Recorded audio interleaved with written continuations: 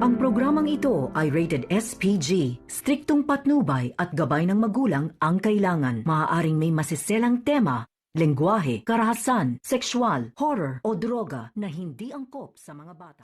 Binalaan ni Dr. Carlos Benetes itong kanyang anak na si Zoe upang ito ay maghanda-handa dahil andyan sa Apex Medical Center itong si Annalyn. Sabi nga daw ni Lynette ay andyan daw at naghahanap ng kanyang ebidensya para dito sa kanya. Dito na nga napaisip itong si Zoe na ang cellphone niya ay iniwan niya sa front desk. Dito na nga ay talagang nakita ni Joy ang cellphone ni Zoe na hawak-hawak ito ni Annalyn. Biglang takbo ito ni Annalyn dahil hinahabol na siya ni Zoe. Dito na nga ay talagang nakuha niya ang cellphone at talagang nakausap niya itong si Moira at narinig niya ang mga sinasabi ni Moira pero hindi masyadong klaro.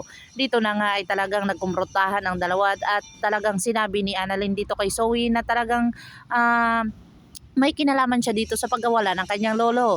Dito na talaga sinabi ni Annalyn sa kanyang ama at talagang kay Giselle na positibo talaga siya na may kinalaman nitong si Zoe. Dito na hindi naniniwala si Dr. RJ Tanyag sa kanilang mga sinasabi dahil puro lang daw speculations ang kanilang mga hinala lang nila ay wala namang katotohanan. Dito na nga ay sabi talaga ni Giselle na positibo talaga siya na may kinalaman nitong si Zoe at saka si Moira sa pagkawala ng kanyang lolo na kung saan nagsinungaling ito sa kanya. Sinabi agad-agad ni Giselle na oras daw ang kanilang hinahabol dahil sa wala pa silang ebidensya na mahanap kung sino talaga ang dahilan kung bakit nawala itong si Don Pepe. Pero nga positibo itong dalawa na talagang si Moira ang dahilan at saka si Zoe.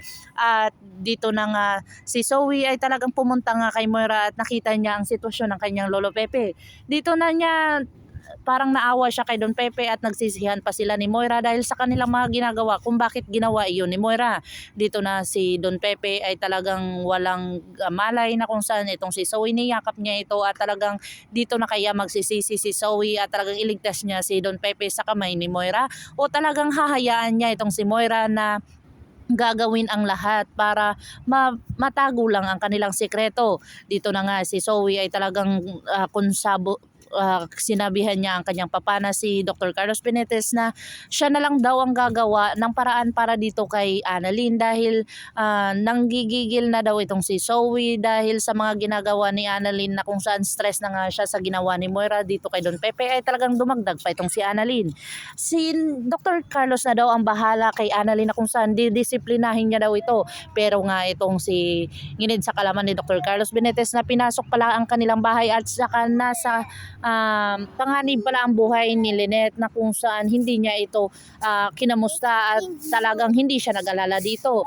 At dito na kaya ay masasaktan o mauubos ang pera ni Lynette na kung saan matutulungan kaya siya ni Harry at saka ni Regan dahil sa pumunta dito ang dalawa. Pakakaabangan natin ang mga susunod pa na episode na ito. Ang abot kamay na pangarap.